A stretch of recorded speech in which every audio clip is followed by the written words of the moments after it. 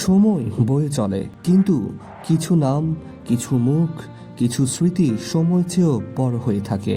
বাংলা চলচ্চিত্রে একসময় যিনি ছিলেন গর্জে ওঠা বজ্রধ্বনি, অ্যাকশনের একমাত্র সম্রাট, তিনি চিত্রনায়ক জসিম।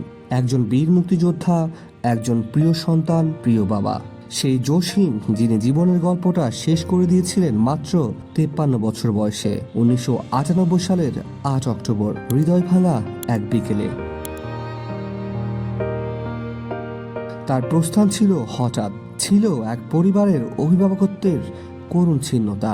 অথচ সময় পেরিয়েছে প্রায় 27 বছর, আর ঠিক সে হৃদয়ের ধাক্কায় 2025 সালের 27 জুলাই আবারও সেই পরিবারে নেমে এলো বিষাদ। চলে গেলেন তারই রক্তের উত্তরাধিকার, মেজপুত্র AK রাতুল। রাতুল ছিলেন না বাবার মতো রূপালী পর্দার তারকা, কিন্তু সুরের জগতে তিনি ছিলেন এক নিঃশব্দ নায়ক। বাংলা ব্যান্ড সঙ্গীতের এক নির্লিপ্ত অথচ দীপ্তিমান উপস্থিতি।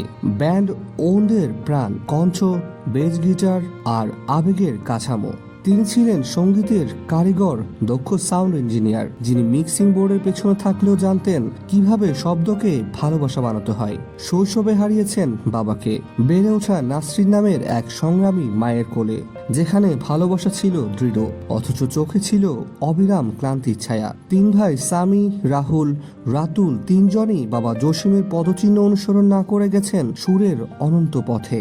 বড় 2 ভাই সামি ও রাতুল একসঙ্গে গড়ে তোলেন ওন্ড, আর সবচেয়ে ছোট ভাই রাহুল, তারও রয়েছে শক্ত অবস্থান হেভি মেটাল ব্যান্ড ফ্রেন্ড রিকে। রাতুলের চলে যাওয়া শুধু একটি পরিবারের শোক নয়, এটি বাংলা ব্যান্ড সঙ্গীতের হৃদয়ে এক রক্তক্ষরণ। সহকর্মীরা বলছেন, এটা কোনো শিল্পীর বিদায় নয়, এই যেন অতীতের সেই যন্ত্রণার পুনর্জন্ম, যেখানে জসিমকে হারিয়েছিল চলচ্চিত্র আর সন্তানরা হারিয়েছিল একজন পিতা।